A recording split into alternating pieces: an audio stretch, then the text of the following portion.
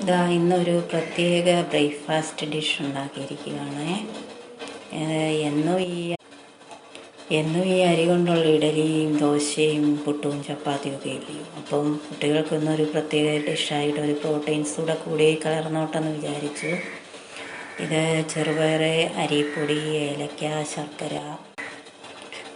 ശർക്കര, കുറച്ച് പാൽ. എനിക്ക് പഴം കിട്ടിയില്ല, ചെറുപഴം. അതുകൊണ്ട് ഞാൻ പാലൊഴിച്ചു.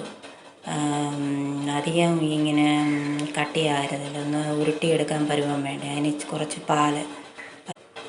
അതെല്ലാം ചേർന്നൊരു മിശ്രിതമാണ്. ഇത് കൊഴുക്കട്ടയെന്നും പറയാൻ പറ്റത്തില്ല. പിന്നെ ചെറുപയറിട്ടു വറുത്ത് പൊടിച്ച്, അരിപ്പൊടി വറുത്ത് പൊടിച്ചത്, ശർക്കര, ഏലക്ക, ജീരകം, ഒരു ലേശം ഉപ്പ്.